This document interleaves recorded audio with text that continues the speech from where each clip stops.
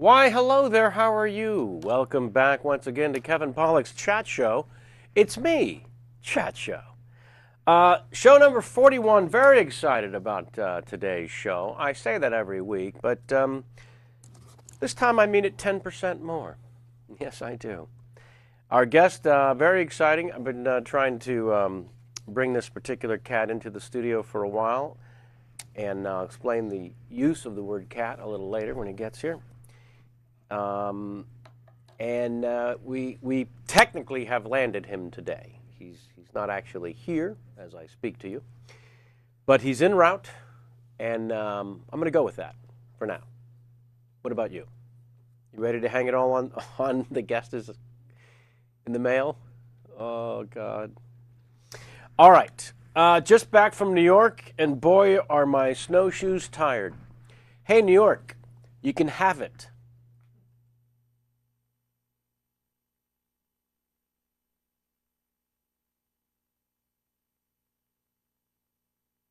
It, of course, is the snow. 2.5 feet on the way out of Dodge. Thanks for that. That was fun. It was the first time for myself of 2.5 feet of fresh snow on the morning you're going to be picked up to go to the airport. The stepping out of the loft there, thank you, Hank Azaria and family, and 2.5 feet of fresh snow. None of the roads plowed, not even the freeway highways en route to the airport had been plowed yet. That's how fresh this particular snow was. And that was new for me. And the driver was very calm. I was inexplicably calm, and much more so than I normally am going to the airport. I get a little anxious on the will they all be in front of us? They being all the cars of the New York area. Will we actually make it? All of that sort of thing. And there were so few cars on the road, but we could only still go 20, 25 miles an hour. Yet we made it, Virgin America. I don't know how you did it. We left, I don't know, hour and a half late and made up half hour in the air. And it was really one of those trips that I thought, there's no way we're getting out of here when I walked out of the loft to go to the airport. I just, it was crazy. And I was very, very excited to get back in time for Friday night's Paul F. Tompkins show at Largo at the Coronet, because it's a fantastic, brilliant, incredible show. Do not miss it if you happen to be in the Los Angeles area. March 25th, that will be his next The Paul Tompkins show at Largo at the Coronet. The 8th and or 6th anniversary show. I'll let him explain it should you make it to the show. But we had a fantastic time, lots of musical guests and very funny surprises, and it's an amazing show if you happen to be in town for that.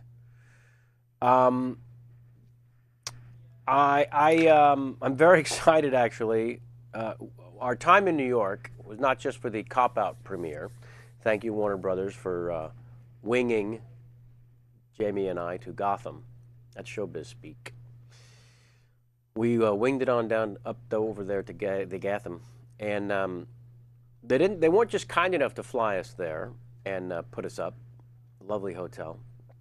Found out there was some crazy per diem per day that we had really a tough time spending. And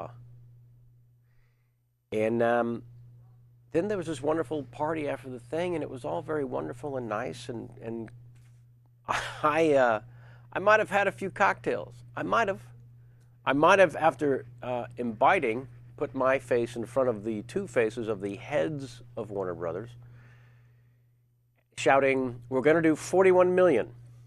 We're going to do 41 million." And they both laughed, and we came in just under 19. So I was very close in my prediction, as you can see. The producer pulled me aside and said, "We're going to be lucky to do 20. But the head of the studio there at Warner Brothers, Alan Horn, lovely, wonderful man I've known many years, since he was one of the founding partners of Castle Rock, the fine folks who brought me into the majors with a film called A Few Good Men. He called me over the weekend just to say, "Hey, the studio's very happy with the numbers, and congratulations, hope you're happy too." So that's nice. That was lovely.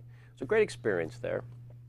And Tracy Morgan is so ridiculously funny in this movie. The movie's silly and stupid and all of that. can't really take a movie like this seriously as much as the critics need to. But it's awfully funny at times, and after so many years, I couldn't be more jaded about trying to be funny in a movie. And Jamie, too, and the two of us found ourselves just laughing repeatedly. It was crazy. Seann William Scott steals every scene he's in. I don't know how he does it, because Bruce Willis is in the same frame. Seann is so ridiculously funny, and Bruce was sort of perfectly the action hero with the smirk, and all the elements kind of came together. Adam Brody and I, we held our own, is all I'm going to say. I might say more. Adam's wonderful. And Kevin Smith, our director, did a fine and dandy job. For a silly, kind of goofy, one of those kind of movies, I encourage you to enjoy yourself by plunking down whatever it is in your neighborhood to see this film. I want to backtrack for a second and thank Jeremy Shelton, he of Digital Innovation Creative, or it could be innovationscreative.com, for not only throwing up that beautiful opening that we have on the show now, but also helping with the audio only on our website. We now have all episodes audio only for those of you who refuse to look at this. And I don't blame you. I've been staring at it in the mirror for so many years now, I can't even believe it's there. Seems like it's going to crumble at some point and turn into dust. But yeah, audio only up on all episodes now, thanks to Jeremy. Thank you for that. Speaking of Jeremy's, JeremyRScott.com. He's the one that built the damn new site. I'm hoping you're loving it and enjoying it. Don't forget that there's some hidden secrets and things in there. I can't wait to hear back from all of you what you think of this new site, and participate by hanging out in the forum, the message board, however you wish. We have a new one of these. It's the new stand-up CD. You go to the kevinpollack.tv if you want to get yourself one of those. I got it. So the last night we're there starts with, oh, I should hold that. I should hold that till our guest arrives, and I need to go to it. Our last night there, Jamie and I go to see a play that I was reminded tonight that Kate, our makeup gal, suggested. Jamie, remember I couldn't remember who the hell said you should go see this? It was Kate. A Behanding in Spokane by Martin McDonough. Everyone help me because I'm going to mispronounce it. In Bruges? In Bruges. In Bruges. After 47 tries, I got it right. In Bruges. Wonderful film last year. He was nominated for original screenplay for the Oscar there. And he wrote and directed In Bruges. And he wrote this play, a Behanding in Spokane. Very, very dark, dark, dark, dark, dark comedy. And if that's how you like it, you can't beat this play. And I'll give you two more reasons. Sam Rockwell, Christopher Walken. Take a knee. I'm here for you. It was one of the more enjoyable evenings of theater of my entire life. I love the dark comedy. And this play is hysterical. And Christopher Walken. I mean, Jamie, can we talk for a second? Can we talk for a second? Put Jamie's camera on. How many times were we just sort of holding our mouths to not laugh? My face was lit up the entire time, like. Right? It was brilliant. It was crazy. It was. I think it had to have been written for him. Yeah. With him, or at least with him in mind. Yeah. The writer must have been thinking, how do I get him? How do I get him? How do I get him? I know. I'll write it perfectly for him, and then he can't say no. Because his rhythms aside, I mean, I came home saying I have to go to Sam. What is it? French. Is it Sam French? Samuel French. Samuel French to get the play immediately, just to memorize these speeches and monologues and soliloquies that he does, because it actually, not since the Tarantino scene, it's just the perfect Christopher Walken monologue. It's just incredible. And Sam Rockwell was a revelation also. Also, huge thumbs up to, it's a four-hander, this play. Anthony Mackie, if you like the Hurt Locker. He's one of the wonderful actors in Hurt Locker. And then Zoe Kazan, the only female in the cast, rips it up. She of the great Broadway work. You can look her up. But all four were incredible. But Christopher Walken, I'm sorry. Just everything he spoke was flawless. Ridiculous. That's what it was. The man's on stage, and he's got long, crazy hair, big overcoat, stomping around on the boards. His character is a bit of a lunatic. Wow. Crazy. Surprise. He's on the phone. Ma! Ma, listen to me. No one cares. The neighbors don't care that there's a balloon in your tree. They don't care. Wow, there's a balloon. Let the wind take the balloon. Ma, you're 90. Don't climb. I don't know where. Go see it, please. He says 16 weeks. So Jamie and I don't like to impose myself too much on the players after the show and just show up and say, I'm here. But I couldn't help it. So I say to Jamie, we have to go try and say, so where do we go? I ask someone, side stage. Okay. Bunch of people waiting for that side stage door for them to come out. Sam, everybody. Sam Rockwell, I mean. So there's a person there, and I say, hi, is it okay? Oh, yes, Captain Mr. Pollock, you're expected. So we go in, and we go up the stairs, and we walk into Christopher Walken's dressing room, and Jamie and I sit down and speak with the man for, I don't know. Seemed like forever, but it was probably 12 minutes. And it was magical. I turn into a 9-year-old in presence of that kind of Yoda. And Jamie, you just kept saying you didn't understand how your head wasn't exploding. Yeah, I couldn't understand. It was an incredible night because then earlier I got to meet Larry David. Yeah. And I got to see him be Larry David with Susie Essman. And that whole night, like, I'm surprised I'm still alive. It was amazing. It really was ridiculous. Yeah, it was one of those nights where you expect to die because you can't beat it. So you figure, all right, you can take me now, Lord. So then we had crazy luck the next day with the flight getting out. Remember? Yes. And then I was like, you know what? This plane's probably going to go down. You actually announced that on the plane. No, I did not. Yes. Yeah, I believe you did. Or maybe in the car on the way there, the plane's going down. I do remember those words. The plane is going down. Guest here? Hey, guest here. Hey, what was the name of that play? Behanding in Spokane. Oh, I saw a similar play. It was called A Beheading in Tacoma. Did you? It stars Carrot Top and Pauly Shore. It's a political espionage thriller. It's very... Sammy! Very highbrow. Very highbrow. Very highbrow. You see, but I'm quite lowbrow. Yeah, are you? Yeah. You love the lowbrow. Yeah. Sammy, a beheading in Pacoima. Tacoma. Tacoma, I'm sorry. It's all Washington state related. Uh-huh. Yeah. And you're saying the play was good? Oh, it was excellent. Pauly Shore has never been better. Boy, isn't that true. Mm-hmm.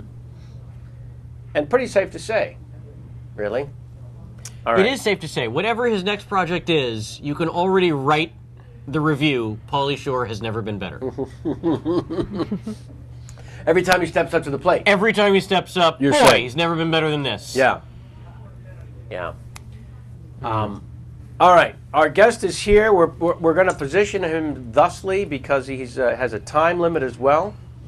So I was going to hold a lot of the opening stuff for the end. We were going to switch the show, which we're still going to flip a lot of the stuff. So stick around after our guest for some other wonderful treats. If he's mic'd and ready, we will go. Hey! Jamie, come on in, buddy boy. I'm so Hollywoodish. How are you, pal? I come had a on little in. glass of wine because I was excited. Oh, good. That's why I'm late, though. No. How you doing? I'm doing fantastic. Let's mic you up so we can. Are we live? We are live. No way. Yeah, absolutely. I didn't drink wine. That was a joke. Nobody heard you. You weren't mic'd. Good to see you, bud. Hey, look what mug we got for you. No way. Shut up. Can I have this? Absolutely not. Oh, I thought you just passed me like a pill. I was like, I'm not trying to Knoxville. Thank you, dude. Hey, so first of all, we know we only have so much time for you because you have to get your mom's I worked cat. it out. Did you? Puppies. They look like cats, though. They're little small dogs. I have to go get my mom's puppies, which I thought, is that what the kids are calling it? Because in my day, it was I got to score a lid. That's how old I am. What is a was lid? 5 fingers of pot in a baggie was called a lid. A lid? And do you grew up In in the New York? late 70s in California. Yeah. Oh, you grew up in California? Yeah, Northern California. I always thought you were like a New York guy. Everyone thinks that, and they're all incorrect. I think because you're cool. It's an attitude. I mean, And there are people that are Jewish. cool in California. Yeah. And Jewish. and yeah, you know Sam Levine, I believe. Yeah, how are you, man? Excellent. Nice to see you. How are Jamie, you? you too, remember, big of fan. course. Hey, the gang's how are all you? here. Good to see you. It's awesome. Right? Yeah, my brother's got huge bragging rights because he thinks he's going to tell everybody that you guys are best friends now. Oh yeah. Because you guys flew We back flew together. back. Yeah, and yeah, then, yeah. you know, the funny thing is because you said that you guys flew back and I said, did you get a chance to talk to Kevin? He's like, I was too. He said he got a chance to talk to you, but he was like, I was kind of like, he was shy. Aw. But he's going to tell everybody that you guys were talking the whole time. We had hanging out. drinks. You're going to games together. They let us basketball fly games. the plane for a little while. Yeah. He and I went up front. Dude, I saw Kevin's Smodcast. Oh, yeah? So it's called. Yeah. Is it normally Yeah, called yeah. Smodcast or is it podcast? He calls it Smodcast. Oh, okay. Yeah. About the whole thing with the probably plane? not the best thing to talk about, but I guess I just finally he's so funny. Yeah. I saw the thing that you guys did on the show here. Oh, cool. Which was great. But Yeah.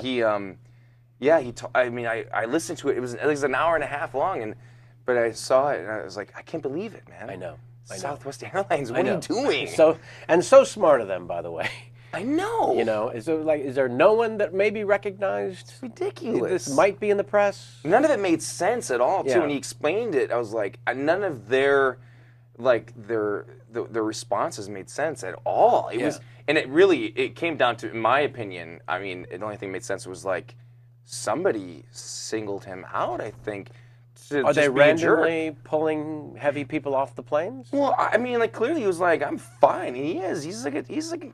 I mean, Kevin is like getting in shape. Like, I mean, it's just like I can't put it in better words, but it's like there's no reason. No. That like you know what I mean? Like the Yeah. guy is tiny. You know what I mean? Like, and I was like, For a heavy person, he's tiny. yeah, like Yeah. you know, and it just didn't make any sense. And I just because he said something that, or his fans on Twitter said that maybe there were people, or one guy was like, maybe like he auditioned for one of his movies. I mean, like that's what my feeling is that maybe he auditioned for one of his movies. The pilot. Yeah, exactly. And he was like, "We're getting rid of this guy," because Yeah. none of it made sense at all. It was crazy. No. Huh? And they doing the movie together. Yeah.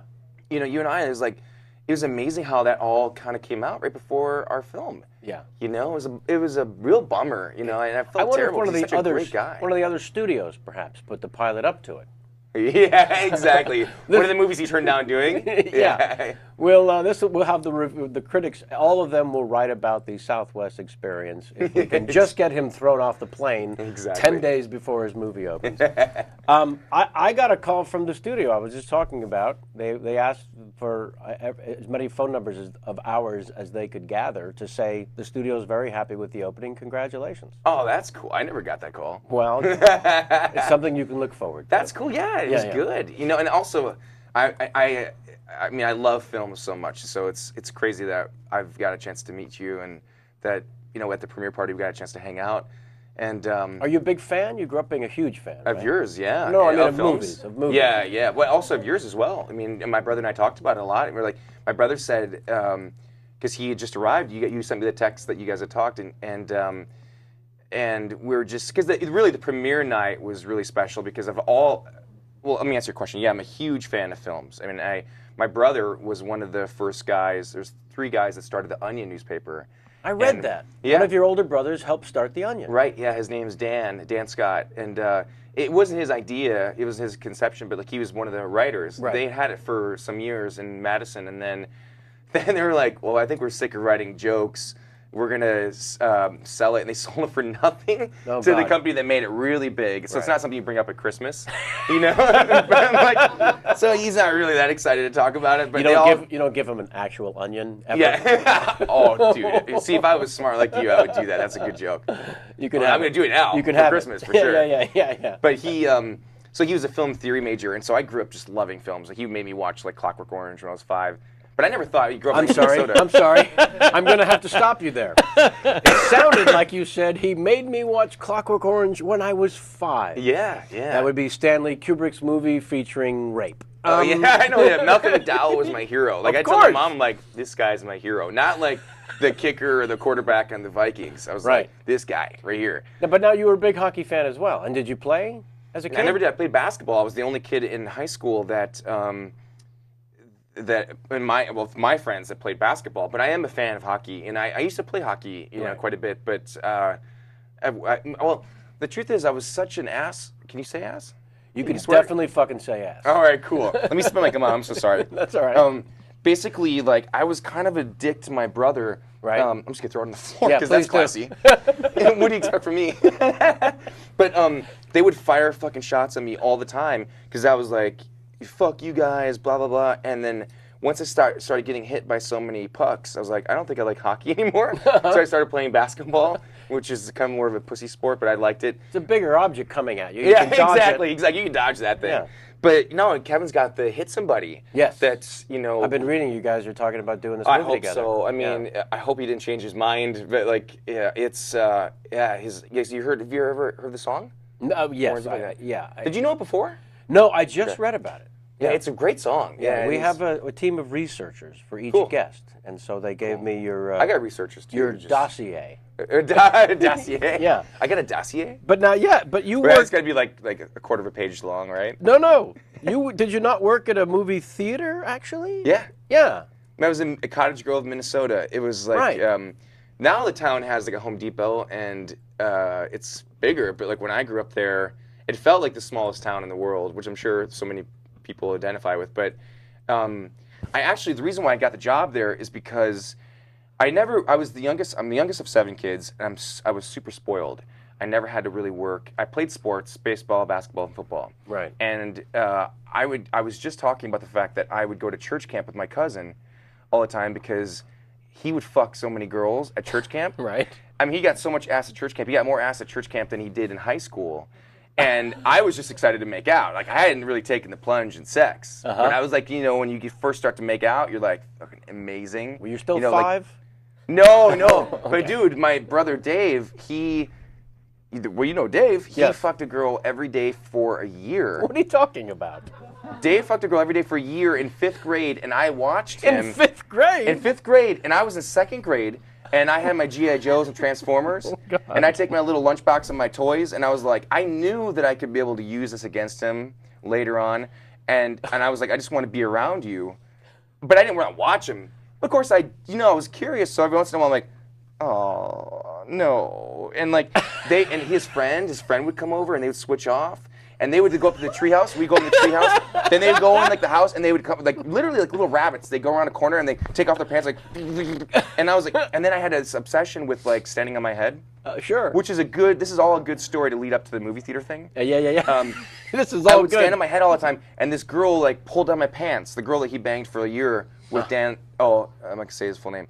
And then she gave me like I don't know what I call it, but a blowjob, but it was like a quick little kiss. And I was like, whoa, no, I'm not ready for that. 2nd grade. Yeah. And there's a longer story to all that. But the weird thing is like, so I knew about all that.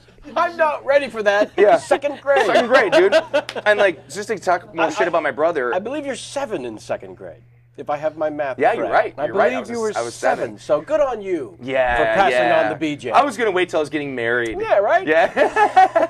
But anyways, long story short, to answer the whole movie theater question. So I went to church camp, and my cousin was always trying to, he would come back in, he'd sneak out, he's like, oh man, I just banged this girl behind the chapel. I'm like, good for you, dude.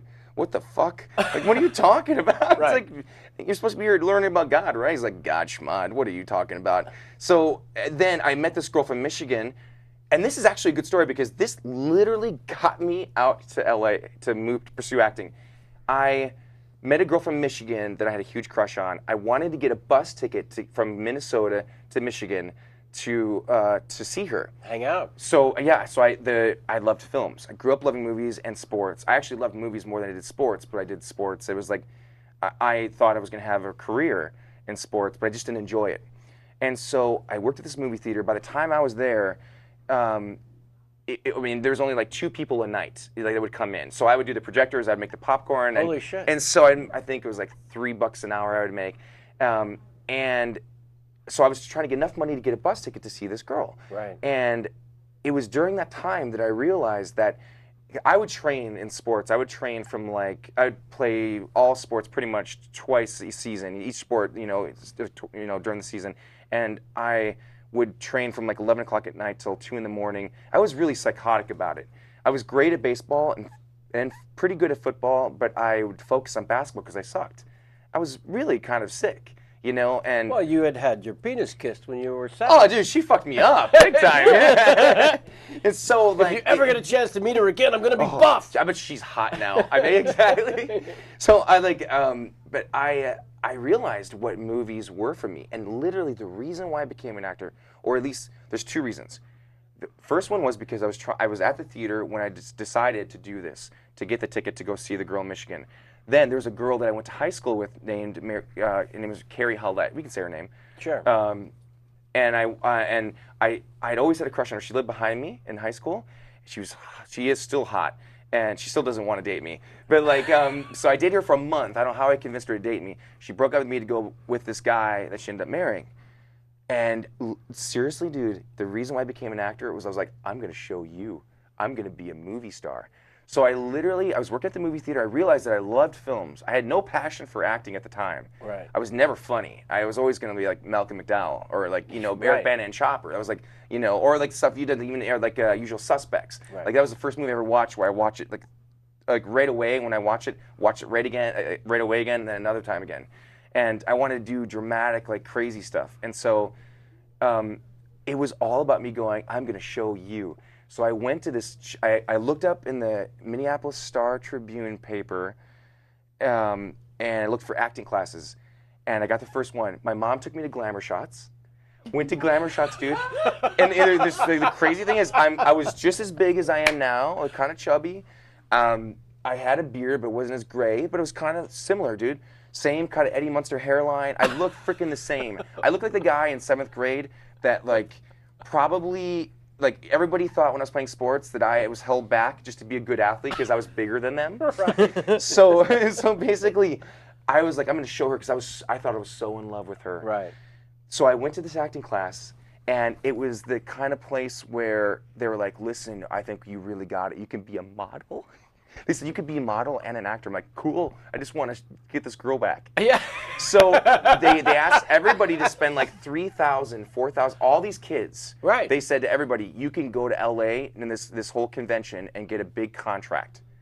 So my mom put in $4,000. Oh my God. For me, I took all these commercial classes, soap opera classes. It's a giant scam. Exactly. Yeah. Exactly. But here's the thing: is I went down there, and I didn't know how to act, dude. I still don't. But like, and I had like these really gross modeling pictures and stuff. I met one manager that believed in me. Right. That was it. So I went back home. Did you have to do the composite? Oh, dude, we had all the composite. Yeah, Like yeah. it was my 8x10 was cut into 4s. Yes, for yes. commercials. Exactly. One spinning a pizza. That's exactly Right. it. One with fishing tackle down by a exactly. little stream. We had all, and I had the underwear things too. Where Sure. Like they didn't have airbrush back then. So I had 2 rolls. I was like, oh man, are you serious? We in the contest we had to do runway. I mean, people like literally, I could hear some people go, oh no, oh no, like as I was walking down the runway. It was so gross, dude.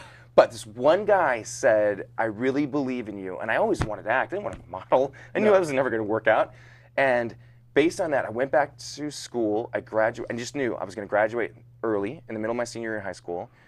And it was tough because I was actually voted homecoming king because I wasn't cool.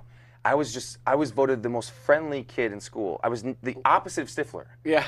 Literally the opposite of almost every character I've ever played. And so That's hilarious. It's crazy. Yeah. And so I graduated early, called up the coaches, some of the schools I was thinking about going to college to, and I said, I'm going out to be an actor. And they all laughed. The coaches? Yeah, the coaches. Everybody laughed. And my friends were actually cool. My parents were great. Moved out to LA in the middle of my senior year in high school. By yourself? But my mom came out with for the first month, moved out to Glendale, because she was like, Bob Barker lives out here from The Price is Right. It's got to be safe. I'm like, I don't think Bob Barker lives in Glendale, Mom. I think they shoot it in Burbank, or I don't even think it's Burbank. But that was literally it. It was all... Holy crap. I mean, I loved films, but a lot of it was I'm going to show her. And the best thing is, I think, not to mention that I ended up getting a job, you know. And the funny thing is, I got And a a comedy career. audition. Yeah. Should send this girl a check. Well, dude, it doesn't matter because I found out that she got divorced from her guy. Do you think I'll get sued from this? For what? Yeah, that's fine. We can talk about people. It's in the. Yeah. So, but basically, Yes, I want the girl's name from when you were 7. well, she realized that I was never cool, and so I found out that she was single, and so I got a hold of her, and I go, hey. Yeah, I didn't think I was cool or anything. I think I'd done like, Dude, Where's My Car and American Pie. I was like, I still knew I was still a dork, and I was like, hey, you know, how you doing? And it was very clear that she was not into me. That all that work, Oh my God. that I actually And you'd kind of got a actually job in a movie, and she still didn't want You'd me. become a movie star. Kind of by the time. And did you tell her I kind of did this because of you? No, you didn't. No, I think I just did. But like, Yeah. I mean, I never did. I played it really cool. I was like, it just happened. Yeah. Meanwhile, I'm like taking buses auditions, like reading Stanislavski books and like trying to figure out how to act. And I auditioned for 2 comedies before American Pie. So in the 3 years before I got American Pie. And I can't tell jokes. It is to me so hard to be funny in films that I have to find people and things to almost mimic. Well, it almost seems to me then that in sports you would be called a phenom in the sense that you are a natural in front of the camera. If you're that's nice. if you're saying that you struggle with it so much, you know, like the scene in Old School. You saw Old School? Please, That's you awesome. kidding? Along with the rest of the world. That's great. It's one of the great comedy films of the last 15 years. One of the absolute greats. But your timing, even in a small scene like that, you know, if you didn't study at the feet of great comedians and you have that kind of timing in that film, as well as in Cop Out, you know, then you're just a natural. Well, Seriously. thank you. Because when That's you so were sweet. saying, Thanks. but how many auditions do you think you went on before? American Pie? Yeah, because I know 3. I know 3, from I your know. dossier you did a little bit of work before American Pie. Yeah, some really classic work. Yeah. Well, I never really acted though before American Pie. That was my first movie, first job, and I'd call my agent and say, I'm exaggerating. I probably went on like 8 sitcom pilots and stuff. Right. But I was terrible. I mean, I cannot tell a joke. I was so jealous of the kids. I could tell a joke because they always got the girls. I was the super nice kid. And the reason I got to be a Homecoming King is I was friends with everybody. Right. So I did Stiffler. Like, people were like, were you always like that? Were you always an asshole? But So where did you find Stiffler From my friends. In terms of the audition? Were you pretending you were somebody else? It's a great story, Somebody you actually. knew? Yeah, well, you know, there's actually something cool because I had actually got my very first part about a month before that. I was a pilot. I was doing this thing called Chad's World, which was this internet web series. Right. And that was my first chance to get like a acting class. I had gone to a couple acting classes that I could afford, and I got a chance to practice. And then, but it gave me a chance to be a little bit more fearless in front of the camera. Right. When I went to audition for American Pie, I read the script and I study movies. I love films. I love like box office. I love marketing and stuff like that. And so I literally was like, this movie's gonna be a huge hit. It was because Something About Mary had just come out. Dumb and Dumber had already come out. So, you know, and it was the first high school kind of sex romp kind of comedy that. And I read the script when I was working at Home Depot, being the cart guy that round up all the carts. And this is right when She's All That had come out. Wait They a were second. just She's All That with Freddie She's Prinze All- Jr. Yep. Yeah, and Varsity Blues. Do you remember? Did you see She's All That? Oh yeah, I saw it. Because I remember the actor who played the girl's father. You're in the movie, dude! Classic! Holy shit. How many movies have you done? It's not important. I don't remember 60. Here's the thing. You've done more than 60. Okay. What's your favorite? Fuck me. Like, what's your favorite movie? This is that I was driving over here. I was like, I wanted to ask you so many questions. Like, what? All right. Okay, I heard a story about A Few Good Men. I heard that, this is some random story. I think it might have even been an extra that was on your set. Said that he walked by, by the way, one of my favorite films of yours, although I think maybe Usual Suspects Fane. is Neck and neck. maybe my favorite. I mean, it's every time it's on TV. That's when you know when a movie's great. Like when people like write reviews or people say this movie's great, I always go, is it a movie that I will want to watch again? Right. Like, was it great the first time, but will I rent it? Will I watch it? And so obviously Usual Suspects is one. It's like, and I want to ask you like your experience on that. People So we like to talked come about up and that. say, "I own that film." That's how you know that. Yeah, that, yeah. you know, I don't get that often. that they're laying claim to it. Yeah. You know, that they want you to know that they're a fan of it by saying, "I own that film." How was your experience on A Few Good Men? Like, was it? I mean, was it? Well, that was being brought up to the majors for me. You know, Really? I started out as a stand-up comedian. I'd done a few films, smaller roles and whatnot. We should say, I'm sorry to interrupt you, but we should say that I saw you when I was Yes. in 10th grade, high school, That's right. at Treasure Island Casino in Minnesota, about 20 minutes from where I grew up.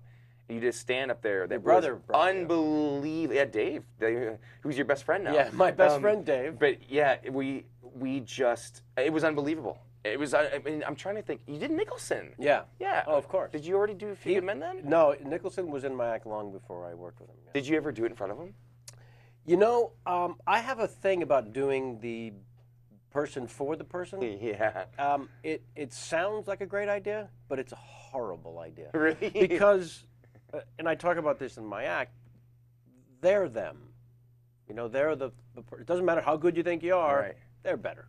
You know, so Yeah. I've did a done good it. job, though. I've done it a couple times for people. Yeah. Like Alan Arkin, there's a whole big thing. Oh, I can you do torture- it? Or does it stress you out? Well, it's a little weird. Oh, that's so weird. It's a little strange for me to just go right into it, if I could be honest Oh with my you. gosh, that's crazy. But he's one of those actors that was his performances are so small to me that I became sort of obsessed with his work, you know? Right, Because yeah. everything was so subtle and nuanced.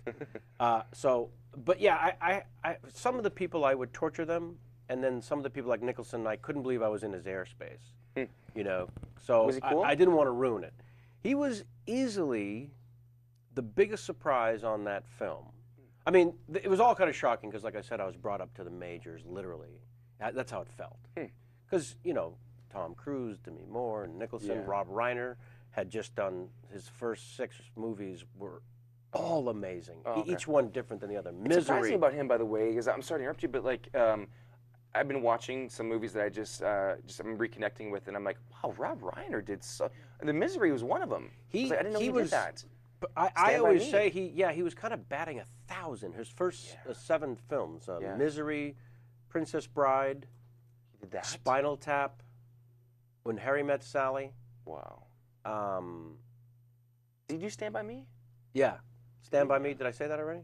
Nope. He might have. Stand by Me, Few Good Men. And Damn. Few One Good more. Men, and then there's one other. Was it Say Anything? What was his first? No, it's not saying That anything. That was Cameron Crowe. Yeah. So what was the one with? I think it was a John Cusack film also. That anyway, someone can look it up. The middle button on your shirt is undone. Is it? Oh, Fine. we were liking it over here. Yeah.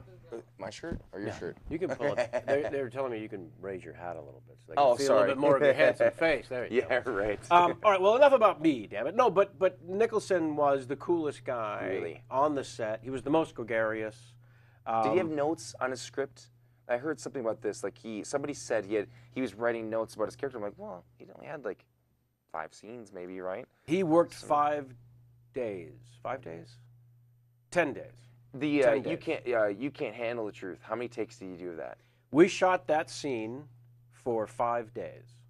Really? That's how many Wow. angles and that's how much coverage. Wow. Not just that scene. All of his courtroom stuff was 5 days. Okay. And I remember watching him doing that speech on the stand day after day after day, you know. And you need me on that wall. You want me on that wall.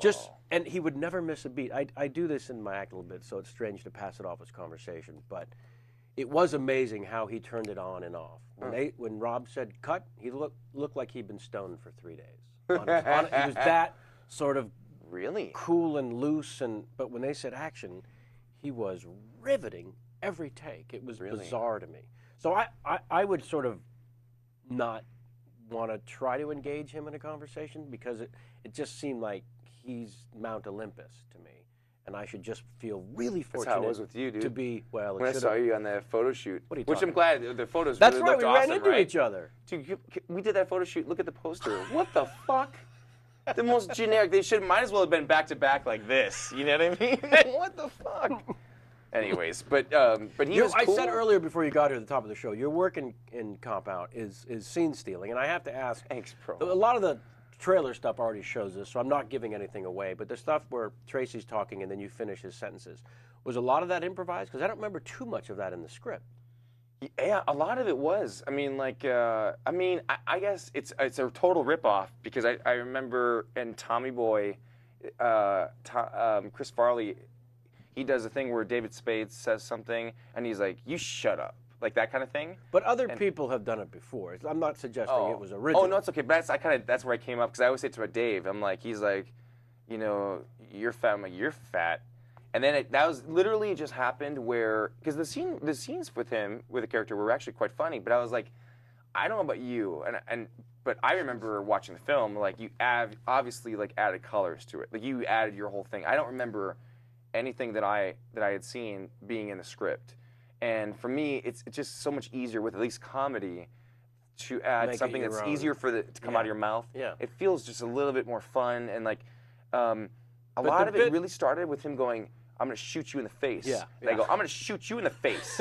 And literally from that, I became a 7-year-old. Right. And then it kind of ended up, that was really the character. And then like little things peppered in with like, that was pretty much the character from that point on. It felt like the most fun. Right. And then the second scene after he got me out of jail, yes. and like that jail cell scene was all improv. See, to me, the jail cell scene should be maybe a clinic for young actors in terms of finding. No, but seriously, but in terms of finding nuance. That's awesome. Within a otherwise big, Tell agents that. silly comedy. But I really mean it. You know, you talk about how you not necessarily self-deprecating, but just saying I'm not as comfortable taking myself seriously as an actor. But I will tell you, the scene in the jail cell.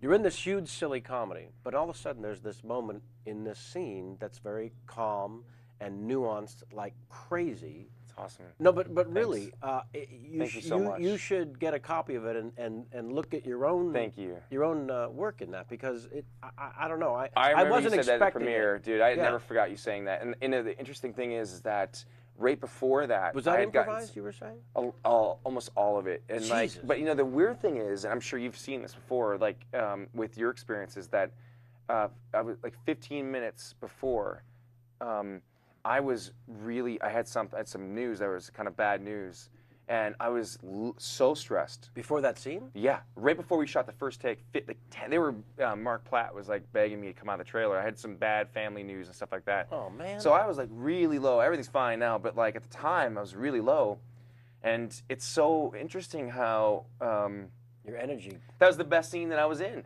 You know what I mean? Like it was like I watched it and I was like, somehow I was probably more creative. I was a little bit more. I was a better listener at that moment, and I watched it and I was like, man, you know, for any director that probably hasn't seen me, that probably I appreciated it. Like there were things that I don't like. I'm sure that you probably feel this too. That I'm not sure what your process is like, but at night before the day of the shoot, I'll think of ideas. In the morning, I stress out. I get so afraid every single day that I shoot. It stresses me out. I'm only really happy. I do feel happy when things feel like they're working, when people laugh. Right. But when we're done, I get so stressed out. I care so much that, and when I get home from work, I think about things. I wake up early. I think about things. I go to set. I'm stressed. Things feel awkward, but when you get into a rhythm, it feels good. Right. You're worried after the fact about what you did and whether it was good or there's not. a million things. But typically, this is the one movie where I had ideas that kind of were thrown out the window that we didn't even try because something just kind of happened. And it just felt like, when I watched it, I was like, oh, so nice that it worked. But that jail cell scene was an example of like a happy accident. Where I couldn't believe how easy it was to work with Kevin. I mean, he's a big deal. Like he kept saying, "These aren't my words, so I don't give a fuck what you say." But it was more than that. He really gave the actors freedom that most directors don't. Did you feel? I agree with you. Did you feel like too that I just felt like I could never make a mistake, even when I was making so many. Yeah. I never felt bad for making a mistake. And like he was just. He never also had great ideas, huh? Throwing out things. He never seemed disappointed. He never seemed concerned about anything. Yeah. Yeah. What an unbelievable demeanor he had on set. And I will tell everyone watching, if you ever get anywhere near a set as a participant, the director sets the mood each and every day. It all starts there. It can be And a there's disaster. happy sets Yeah. and there's not happy sets. Can you tell? Like, I can share some of my bad experiences. Can you say something like maybe audiences don't know, like one of your bad experiences? Like maybe they were like, oh, I can't believe, because you hear about these things like Well, nothing that Tom can Cruise and Kelly McGillis on Top Gun. They hate each other, right? Did they? I think so. Yeah. I don't know. Maybe I read Us magazine back then. It was Us magazine back then. But like, Right. but like, what was the movie that you did that you feel comfortable talking about that maybe just wasn't as fun making it? Was Grumpy Old Men fun? Grumpy Old Men was fun because Mathau and Lemon were so old friends. Really? I don't know the name of the hotel in St. Paul, but this is kind of cool. Their people, before we went there to shoot, went looking for the best hotel room. Cool. In Minneapolis or St. Paul. To stay in? The Just Twin to- Cities, to stay in while we were shooting. Cool. And they found that there was one old great hotel that had one magnificently huge suite of a hotel room. And then the agents found that there was only one of those. So they were concerned which one of the actors were going to be able to stay in it.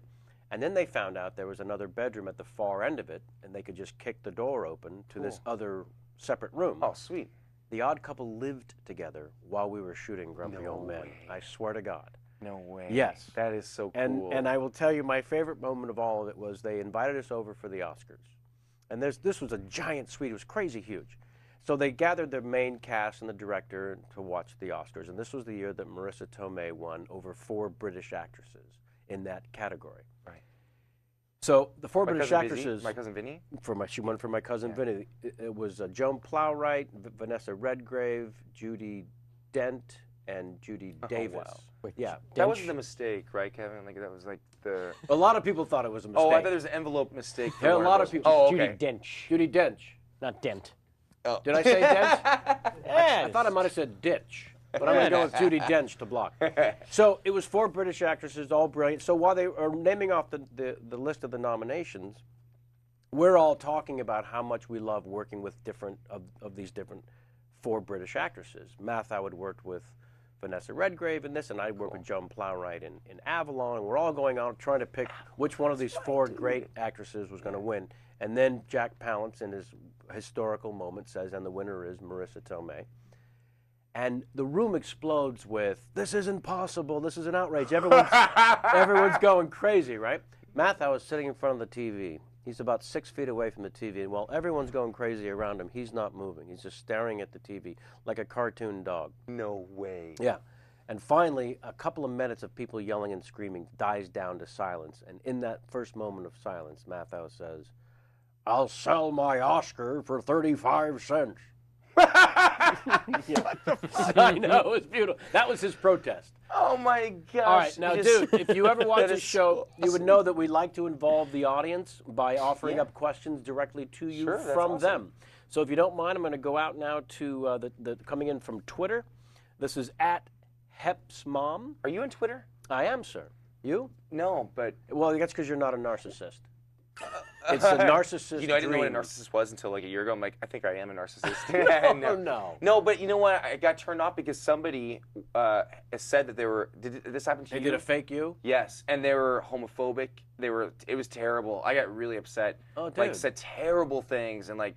Oh, my God. Yeah. It That's was bad. the one time I was actually going to ask my entertainment lawyer to do something. Seriously, but no. But I was thinking, earn your 5%, dude. The one time. Dude, was instead of going to- looking at paperwork and sending it to me and charging me for the mail. But anyway, so yeah, I was thinking. Yeah, of you Twitter. get turned off on it when that happens. Yeah, that bummed me out a little Yeah. bit. But I'm not going. I'm sorry. Go And ahead. they stopped that guy, obviously, right? Yeah. Yes. Yeah. All right, so this comes from at HepsMom. Most inappropriate things Tracy Morgan did while filming Cop Out. He's inappropriate every waking moment. He Yeah. doesn't have an editor. He just. Yeah. I remember sitting there in one scene when we were about to shoot, and he said, "I was 9 years old and saw somebody shot dead in a block from here." Exactly. What are you talking about? Exactly. So did you have any experiences with Tracy? Pretty much things like that. I can't remember, but it was always Just where. constantly spewing bizarre, Yeah. hilarious facts. Although I have to say, I remember there was a story that he had shared that I thought came just spontaneously that I saw in one of his comedy Hacks. Oh, see, I apologize for Yeah. passing off material as conversation, but he No, no. But he actually did. I did. I saw that, and I was like, whatever. It's still funny. Right. And I still laughed hard, but so much of that where I was like, he's so fun. I was always fascinated. It was like, is this the real Tracy? To be absolutely honest. Right. I mean, I just think Tracy is just. I mean, when I did SNL like in 2001, they haven't asked me back, but like when I did it, it was such a great experience, and I thought this is the guy that will be and end up out of because Will Ferrell had gone on, Jimmy Fallon had gone on, or he was just about to go on and be a big star. I was like, this guy, his delivery, the way he speaks, how he articulates things, his energy. Did they do Astronaut Jones in your episode? No, 'Cause that's no, my I don't think I've favorite- seen that. My favorite of his character. Really? Oh my God. Oh, I'll look it up on YouTube. That's He's awesome. like what is Astronaut Jones? He's like a secret agent, Jamie? No, he's a space ranger, and he has to go and. that's he's But he's dressed up like But James no, Bond. but the Funny. best part is there's the theme song to it. Yeah. Because it's like all campy, and he's supposed to be like, That's you know. great. Yeah, that's it's a like great Sammy idea for a Davis. film for him. You should, yeah, I'm sure. But But somebody- the actual Jones? the whole point of the sketch was the actual astronaut Jones part. Like, was just Tracy being Tracy. It was the theme song that was funny. yeah. I mean, for me, I have to say that I was maybe how you felt with Jack Nicholson. Like, I want to say Jack as if I knew him. Sure. I was like, Jack. I felt like every day I was very intimidated with Bruce Willis and with Tracy. You know, like these are two guys that and then when I saw you, I was like, I don't know. I'm sure you probably remember. I was like tongue-tied. You know, I was like, all I do is watch movies. I don't think about acting. I want to keep doing movies. I hope that I can. But I watched 5 movies today. You know, I watched Kill Bill 1 and 2 today, and like Did for you? the 10th time. And like, typically I watch Usual Suspects, like Few Good Men. I mean, like, there's so many movies that I forget that you're in. Did you find that too when you see actors like, oh my gosh, there's so many movies but you key in on so many, and then, but like I feel like with Bruce and Tracy, I was nervous a lot. Yeah. And Well, then I was Bruce like, is one of those guys on Mount Rushmore when it comes to being a movie star from the last 20 years. He- like him or not, I- that's his place. You know what I mean? I agree with you. And I think other than guys like maybe Harrison Ford, Yeah. he's one of the only guys that has been at that, and maybe even, I mean, it's arguably in a different place because of The Sixth Sense and Unbreakable and Right. Pulp Fiction, Right. Fifth Element.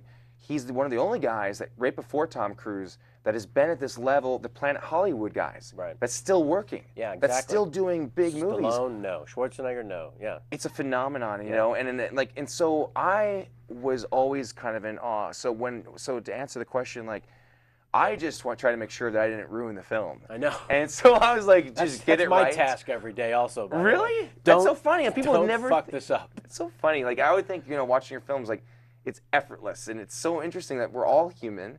We all have a process that we all stress, and we all don't know that as an actor too, like, is a line that comes out of your mouth doesn't feel right or sound good in our ears, but actually maybe sounds perfect for everybody else. But Right. But I did think though with Tracy, and I've always known that he is an incredibly big-hearted, wonderful guy. No question. But I was always wondering, when is the act on and when is Yeah. he Tracy? Right. And I've seen him where I realize that, he's just, I've seen him at his moments with a quiet time. Right. And that he, I think, feels the responsibility of making everybody laugh because it's come so easy. And I'm sure you Right. feel the same way. Yeah, It's an interesting thing. That you're absolutely comedian, right. you know? There is a certain sense of responsibility that certain performers carry with them all the time. Where You it put on may yourself, right? You do. It Yeah. may seem like there's no off switch, but in fact, they're putting that pressure on Yeah, themselves. because you have every right to be quiet and just Yeah. not do that. Steve Martin has mastered the ability to be quiet. Oh, I got a great Steve Martin story for you. Please. Okay, are you guys great friends? No, I mean, we work together and we see each other. We're friendly, and I'm a tremendous fan and admirer. But he's a very quiet, personal, sort of private guy. My story is not very good, but I was firing my agency at the time, and It's so good already. Yeah. So like, you know how like, and I actually think I had a couple big bombs that just come out. So I was surprised that other agencies wanted to maybe meet with me. Uh-huh. So we got a call from this one agency. I had a production company at the time that bombed, and this call came from Ed L'Amato. Oh, You know Ed yes. L'Amato? One of the great chieftains of Yeah. RCM forever. Totally right. Is he still there? I think he might have moved to William Morrison, then now left? WME. I don't know. I'm sure someone will correct me. Yeah. But Anyways, he was always a big guy. One of the biggest Mel agents of all Gibson, time, Denzel Washington. Oh, wow. Yeah, he's had some of the big hitters of the last 20 years. That's classic. Yeah, so I think he had put in a call to this guy I was working with saying, I think all of it, obviously, it was about like, you know, if you come to ICM, this is what we can do. Right. We could set you up with meetings with a guy like Steve Martin. So he said, like, Steve would like to, you know, he's trying to meet younger actors, and you know, just he'd like to, yeah, he's a person that he wants to meet Seann. I'm like, Steve Martin doesn't know who I am. Dude, you think he's sitting at home watching American Pie or Dude, Where's My Car? I'm like, I knew it. But I was like, well, I had the production company at the time, so I had a couple movies. Right. But I wasn't going to pitch him. I knew one of the movies, the idea was right, but I was like, I said to the agents, like, I don't want to pitch him. It's embarrassing. Like, it's just a general meeting, right? And they said, yeah.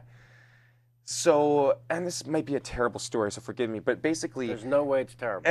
so Just he keep goes... your hat up a little bit so they can see your face. Oh, sorry. No. So he goes, right. That's the baseball player in me. So, like, You so have then, a meeting set up with Steve? So the day of the meeting, he calls me, right. And oh no, Steve doesn't call me. The agent, one of the other agents calls and says, gives me a whole rules of like, don't do this, don't do this. I'm like, way. Holy shit, I'm freaking out now. Now I'm like, I don't want to do this. I'm freaking out. I just want to see him in movies. Like I knew, he doesn't know who I am.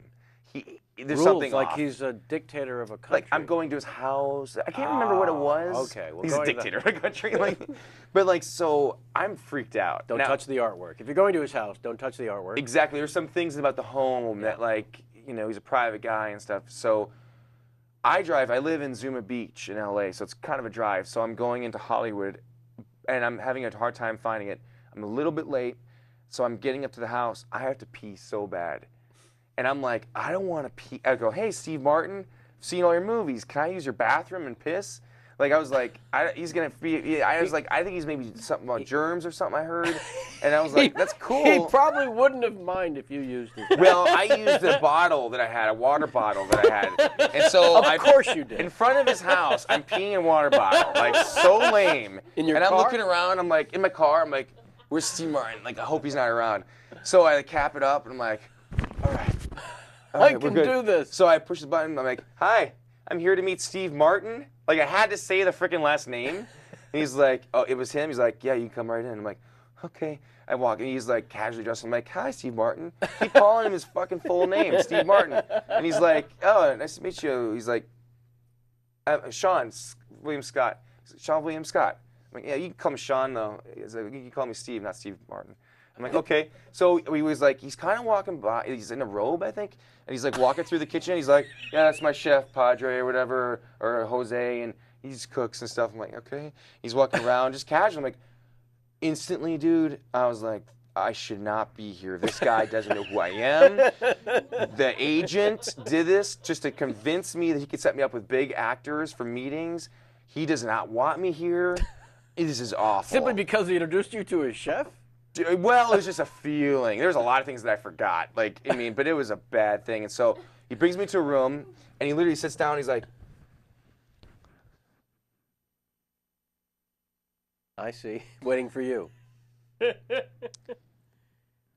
like, so, and then I realized I have to talk about myself.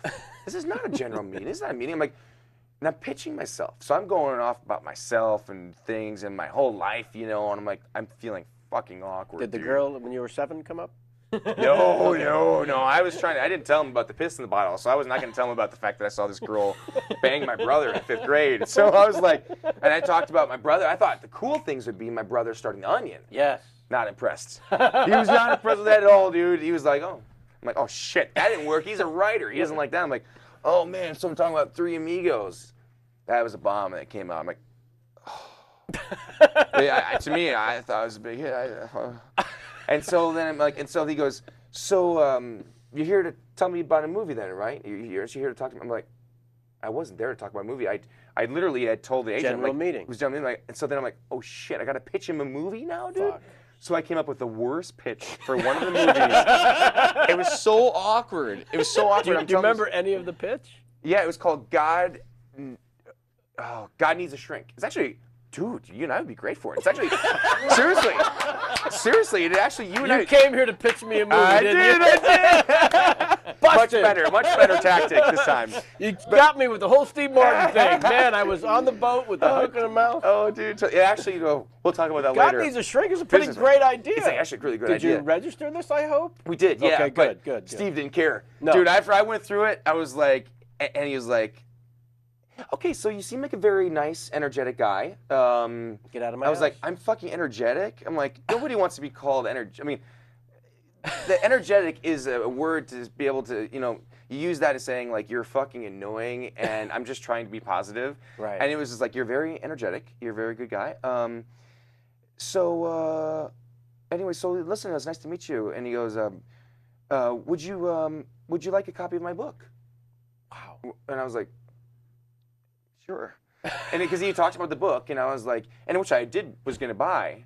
And I hope Steve, he's never going to want to work with me after this. But, so he went, because in the middle, when I first met him, and it actually really was funny, and he actually was not trying to be safe here. He really was hilarious, and I'm over-exaggerating, but I just felt like such a loser because You were very I knew that he didn't. self-conscious. Yeah, and he also, he was doing me a favor. And It you wasn't were- general. I think what you said at the beginning rings true all the way through, good and bad. Oh, I'm super you insecure, were, yeah. But you were romanced by the agency. Yeah, exactly. Who made false promises because that's what they do well. Totally. They do that really well. And he knew it too when I got there. right. And so he was uncomfortable. It was like I came to his home, and Probably he was awkward told I was for going to pitch him a both of movie. you. It's probably Yeah. awkward for both of you. Yeah, they should just told me because he thought I was going to pitch him a movie. I thought he just wanted to meet me. Right. So then he says, we talked about his book that was coming out. He's like, so do you want a copy of my book? I'm like, sure. And earlier he had his dog. He's like, I can't remember his dog. I'd say it's like Shaggy. He's like, ooh, you little Shaggy, ooh, you little Shaggy, and stuff like that. And I was like, oh, he's close to his dog. I'm close to my dog. Cool. So he goes downstairs, and now the dog's literally standing still, just doing this, What the hell? staring at me. I'm like, holy shit, he's a fucking guard dog. And I'm like, and all of a sudden, I'm thinking, I gotta be comfortable here. I'm like, ooh, you little Shaggy, you little boy, Shaggy. Oh, shit. Fucking Steve Martin standing right there. And he was watching me doing, oh, you little Shaggy. I was like, oh, no, man. He caught me, rubbing his dog all weird. He goes, he signs it. He goes, here, you don't have to read it. And I was like, okay. So I took it. I was like, thanks, dude. So, well, it's so nice to meet you. And he was nice, He's Right. just uncomfortable because I don't think he wanted to meet me. But I did feel comfortable enough to, leave my bottle of piss right in front of his gate. I was like, you're going to learn, Three Amigos, Mr. Martin. I took my little piss bottle, which was filled up big, left it right in front of his gate because I heard, he doesn't like germs. I'm like, oh, he's going to get a ball out of this one.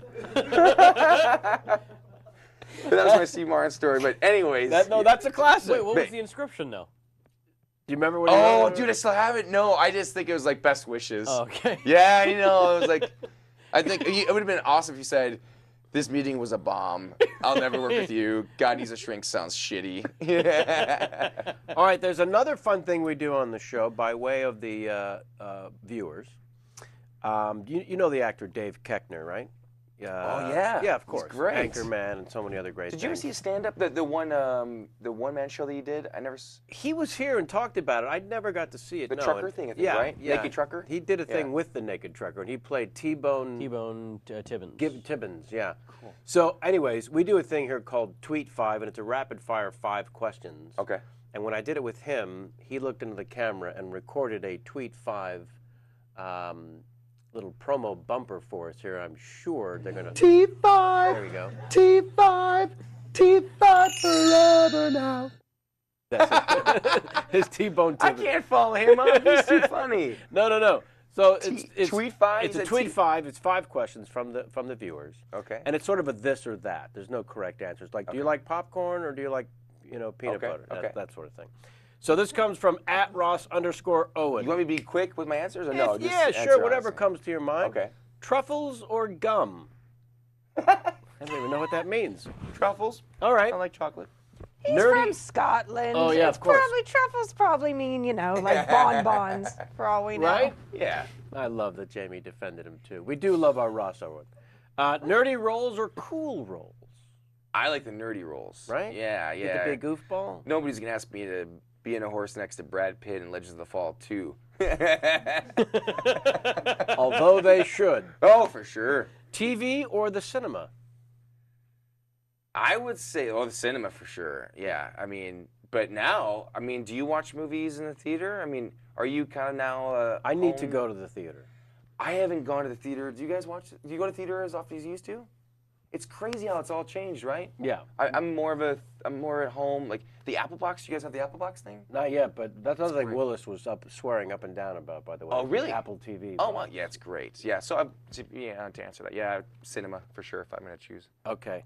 London or Paris? And I want to get to this thing where you do the backpacking and also the right. some other amazing competition thing that you were involved in. Oh yeah, I wasn't really doing much in it, but like I would say Paris. Okay. For me, Paris. I love London, but before I bought a place in New York, I really thought seriously about Paris, and I thought the only way I could do that is if I sign on for another 3 American Pies, Right. which I might do. Might come down to that. Right. Really scrounging the ground for that. Bohemian Rhapsody or Stairway to Heaven? Stairway to Heaven. Really? Yeah. Zeppelin Man. Yeah. I love that. Rolling Stones, my favorite, but Zeppelin's right there. Right on. Yeah. Have you seen the Stones live, have you? I did. I went one time. Right. And it was at, oh gosh, I'm sorry. No, not the Greek, the Hollywood Bowl. Yes. Wow. I got so lucky. I was like 7th row. Holy crap. And Nicholson was sitting behind me. I was like, holy shit. I was sitting closer to Keith Richards and like Mick Jagger than Nicholson. But maybe he actually had a better seat. I didn't know it. I liked my little angle. Johnny Depp was right in front of me. It was unbelievable. Right. I mean, it was my dream come true. And that's the only time I saw him. What year would that have been? It was about 4 years ago. Wow. Were you there? No. Did you watch them often? No. Never seen them. Oh, do you like them? No. Yes and no. Who's I your mean, I favorite saw band? the Scorsese movie about them, and I had an immediate sort of affection to them as people, as they're portrayed in this documentary. It's good, huh? But yeah, I mean, I came up at a time when it was literally the Beatles or the Stones kind of really? thing, and I was a sucker for the Beatles. And Oh yeah, for sure. That's cool. Yeah, wait, how old were you when the Beatles? I'm 102. You should know that. I'm going to call you Noah from now on. I did build the ark, yes. What do you think about the Bible and the fact that Noah's supposed to be like 600 years old? That's fucking weird, right? That's the part of the Bible you have a problem with? I mean, I just think I've always been confused by that. But let's go back to the Rolling Stones and Beatles. I've always been confused about their ages.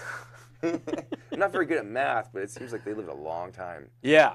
A very, very long time. But so, how old were you when like the Beatles? I was really young when that whole gonna competition say. came about in the mid to late 60s. I was really, really young. Yeah. But I was of that age where it was time to get into rock and roll kind of thing. Sweet. And the Stones were also so young that they weren't as sort of fuck you as they were going to become. Oh, okay. You know, they Okay, started out pretty polished and easily digestible the way that the Beatles were as a young band also. But the Beatles, you know, they sort of captivated the world in such a way that there was no looking back for people my age. Did you go to a lot of concerts? Like, I mean. Yeah, I mean, I went to concerts as soon as I could, kind of thing, as soon as my parents would let me. What was the best? Oh wow! I would say watching Keith Moon play the drums, watching the Who at a Bill Graham show in San Francisco, because I'd never seen a drummer put on his own show, as if the band wasn't even there. Wow! And that's what Keith Moon did, and I don't think I'll ever forget that. Wow! But yeah, some amazing shows over the years. What's like top 3 favorite concerts that come off? Now you're gonna have to answer the same question. I'll do. Yeah, sure. Okay. I haven't seen that many, but I can say for me, while you're thinking Radiohead, the Rolling Stones. Then the first concert, I have to say probably, that I ever saw, and it really was like when I first moved out here, a guy from the gym I worked at in Glendale, it was Steve Miller Band and Doobie Brothers. Oh, yeah, well, it was my first concert. I dude. saw them for sure. Oh, so good. Yeah. What about you? But you made me realize that Jack White's band that we saw at the Greek Theater, Raconteurs. the Raconteurs. Oh, they're great. Jack White that night became Jimmy Page and the singer whose name I'm spacing on for Zeppelin as well. He actually became Robert Plant? Robert Plant. He became both of them because his guitar work is fucking insane. Wow. You just see the documentary, it may get loud. Okay. It's ridiculous. Is that the Rolling Stones one? No, it's or it might get loud. Might be the name of Okay. it. But it's Jack White, The Edge, Oh, and Jimmy Page. I heard about that. Yeah. And it's like 3 different documentaries about each one of them for about 30 minutes, and then it culminates with the 3 of them sitting down in a giant warehouse on a little stage that's built for the 3 of them to sit comfortably and talk about each other's work and play each other's songs. Oh, you have to see it. That's awesome. But Jack White live was Robert Plant, Jimmy Page, and one. Wow. And that's probably one of the greatest, amazing shows I've seen live in the last many, many years. Wow, that's awesome. Yeah. So, in fact, when he came out with yet another band, Dead Weather. What is it called? Dead Weather? Dead Weather. That's his I never latest. heard about That's his that. latest band. He It's plays. the lead singer is the girl from The Kills. Yeah. Oh, no way. Yeah. Wow. Who opened up for the Raconteurs Awesome. when we saw him at the Greek. But Jack White plays drums in this Dead No Weather way. band. Yeah. He started out as a drummer I first. hate talented people. I know, it's ridiculous. But Jimmy Page was in the audience to see fucking Jack White. Come on. The LA debut of this new band, yeah. It was- What a treat. And everyone was like trying to watch the band, but there's Jimmy Page, you know. Yeah, wow, pretty what ridiculous. a compliment. Yeah, That's yeah. awesome. So, all right. I have to ask about this thing you did in Europe, which you say is no big deal. Drambuie Pursuit? Oh, yeah. Am I saying this correct? Takes place once a year, includes archery contests on the first day, then the second day it includes kayaking, Yeah. a castle run, boating, mountain biking, Don't rock climbing, do it, dude. raft. Well, no fucking way, don't worry I about thought it was going to be fun. Cross-country biking, off-road, buggy racing, and then canoeing. Yeah. Yeah, my What publicist said the it. fuck? That's what I thought the whole time. I faked an injury to get out of it when I was there. Did you really? Oh, I actually did kind of hurt my back, but like, dude, I'll tell you the story. I usually am in great shape. I decided a year and a half ago, I was like, I'm going to take some time off, man. I'm sick of training. Until like right now, where I'm sick of fucking people telling I'm fat. I'm just like, I'll start working out again just to guys shut you guys up. But like, they told me it was a charity thing. I was going to do it. It was actually an amazing experience, honestly. I'm not trying to Yeah, do it any must damage be. control. It was really awesome, but everybody said it was going to be fun. And so, like fun, like, oh, whitewater rafting, like mountain bike riding, whatever. Dude, you do this from 6 in the morning until 8 o'clock at night, nonstop. It was a suicide mission. Like, I had a friend, one of my best friends, he's a supermodel, male supermodel. I said to him, he's always in good shape. This is when I started to get chubby. Right. I was just starting to think about working out, and I was like, whatever, man, it's Scotland, it's a charity thing. I'm not gonna take it seriously. Everybody there takes it seriously. They're all like Lance Armstrong, dude. I was the fat, they couldn't even find a jersey for me, bro. And literally, I could see my belly button protruding through my jersey. It was so embarrassing. And so I was like, I said to my friend before, I was like, you're not going to work out for this thing. He's like, well, if you're not, he's like, oh, no, I'm not going to. Oh, he does. So he's in great shape. Right. Oh my gosh, bro. The very first thing that we did. How's your water, Thanks, by bro. the way? The very first thing that we did is, Right. was a speedboat thing. So I'm thinking, oh, fun. You just jump in. Thank you. Right. We just jump in, we hold on, haha, fun, fun, fun. No, it's freezing water. Right. You have like equipment on and like a suit on. The boat goes so fast, like 60 miles per hour. A guy jumps in, and immediately the driver is racing off. You got to clamp your arms under, and I'm still a pretty strong guy, but I'm not in shape at all. I'm like smoking cigarettes outside, and I'm clamping my foot over there like this. I did it, right? I couldn't move my arms. This was the first of 12 races. I had until 8 o'clock at night. I was planning my injury. And and it didn't happen until, was it the next one? No, it was the second, there's a third one where they were like, oh, it's mountain climbing, walking. No, dude, it was like Mount Everest, yeah. Everest, yeah, sorry, hello. I was like, dude, we gotta go up there. No. And I said, this is so screwed up. No, dude, it's charity, right? And they were like, you gotta do it. They weren't like, hey, you're the actor. You're in American Pie. We're gonna give you a break. No, man. They didn't give me a break. And people really cared about winning. The best part is, our team actually came in, we were 3rd place overall, 4th place overall, 1st place out of all the North American teams. Holy so I shit. did bust my butt. My team, though, was awesome. So They finished. Yeah. Oh, well, we kicked ass because my buddy did great. I did better than a lot of guys, but I didn't do great. The other 2 guys that came onto the team, they had entered a contest to be a part of it because like, oh, let's be a part of the act. They didn't care about me. They just wanted to come to Scotland. They were amazing. Wow.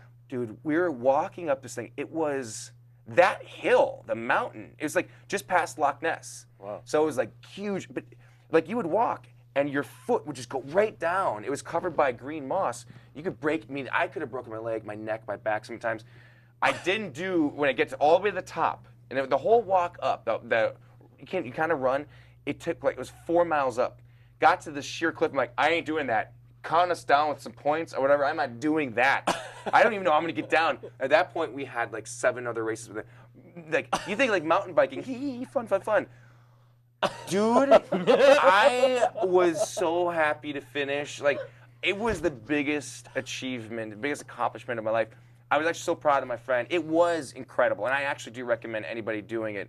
That is insanely What would it competitive. take to get you to do it again? Well, I thought about doing it, like, in like being, I could do it easily, not easily. I could do it if I was in great shape. Right. I was not. I'm not now, but I was not close to it then. And that was also in my head too, because I felt so embarrassed, because I'm typically like, I'm a big runner. Right. And I'm usually physically quite fit. I was like, what a terrible time to let myself go. Yeah. You know, so then I kept feeling I'm a fat ass. Like, I can't even get the hill. Like, oh man. But it was an incredible experience. And if anybody's watching this, like, you can fill in this thing to go and do it, but make sure you're one of those really insane, like Lance Armstrong, like, Yeah, I mean, the guys, things like, I listed, it was endless what you had to go through. and it was so much harder. Like for example, I bailed on a couple of them, bro. Like, Sure. I had one of the guys that You was had to part stop of, for a cigarette. oh yeah, a cigarette, and then I was like, but also my back. I asked this one guy to do, like, fill in for me, and so my best friend that came out there for me, like, they did the whitewater rafting, and Right. part of it is like they were gonna whitewater raft, and he'd never done it before, and it was like, I don't know what grade it was or whatever it's called, level. It's like going all crazy stuff. I'm having a glass of wine over there, smoking cigarettes, like, you're doing great. And I'm like talking to girls, whoever girls are over there, and so it's at one point they have to jump out of this thing, Right. and then swim under their raft and come up the other side. I'm like, I'm so glad I don't have to do that. I'm like, who does that? Why is that part? They're trying to kill people. Somebody broke their back or their neck the year before, or something like that, their shoulder. I did score first place in the dune buggy. My Dukes of Hazzard skills, dude. The one good thing I came out of from that movie is like, I know how to drive a little dune buggy or a car. Nice. But don't do it, bro. No. I mean, no. unless you're obsessed with that kind of There's stuff. nothing to worry about. Yeah, there's no chance whatsoever. We did a lot of promo, though, for Drambuie. Yeah. They should send you some. Do you like Drambuie? That's another thing, too, is everybody like, what is Drambuie? It's actually really good. Really? Have you ever had it? It's a liqueur, is it not? You just like to say liqueur. I do like to say Yeah. liqueur, but that's what it is. Yeah, huh? it's really good. Yeah. Don't drink too much of it. No. What's the Jamie, the liqueur that the commercials that we love, the starts with a T. Decent. Oh, Disaronno. Oh, no, that's the D. Disaronno. Those commercials are Disaronno? absurd. Disaronno? Oh, that's those good. commercials. My brother likes that. Your best friend, Dave. Yeah. Oh, I can't believe Dave's I not was here, by chatting the way. Dave up. Yeah. I was chatting Dave up. You were chatting Dave Oh, he up. bragged about that. Don't worry. You're his best He's friend not- too. He's sad that you haven't. Nobody emailed ever wants yet. to be my friend. Should we do another question before I gonna have to go do- pick up my puppies? Yeah, well, I just want to let you know that we are running later than you wanted to, so thank you for staying. No, I'd like to But stay. I I'd wanna much get rather you- hang out with you. This is a tweet And you 5 guys. from @nothingclean. Tweet 5. So we'll go back to Keckner one more time, as is the tradition. T5, T5, Greatest goofball ever. T5 forever. I like how his mouth kind of goes. It's almost a little bit of Bill Murray. Bill Murray, yeah, exactly. All right, tweet 5. Is Kevin Smith a genius or an everyman? Kind of both for me. But Yeah, I agree with you. Yeah? Like I think he's genius because I had such a great experience with him, and he was the things that he threw out in my world. I just think are so funny that I couldn't have come up with. Right. But he also is just an everyman, right? Like he's, Yeah, very much so. Well, I mean, I think it clearly like he takes the time to Twitter people, and he's not the kind of guy that feels like he's above all that. No, he doesn't have a real performer's ego in Right. any way, shape, or form that I could see. He's self-deprecating. I mean, obviously, so Very. And I also like his sort of rule about you can be as crude as you want, but never rude. Yeah, I agree. respected a great I agree. deal. I By hate- the way, in the crude department, he's got anybody buried. Yeah. He owns it. Exactly. I can't get enough of his tweets about how he's in his wife's ass. I mean, it's really none of my business, but it's every day. And Does he tweet you? he tweets everyone. So wait, so what does he say? He's in her A million ass? plus two, Like 2 inner million plus space? people. Like Dennis Quaid in Inner Space, he's actually like in her ass. Oh no, it's Martin Short. No, Dennis Quaid is in Martin Is in Short, Martin right? Short's ass. So is Kevin somehow really in her ass? Like he's found out like the little machine that plugs him in there? I think he's in there the way that your brother was in there in 5th grade.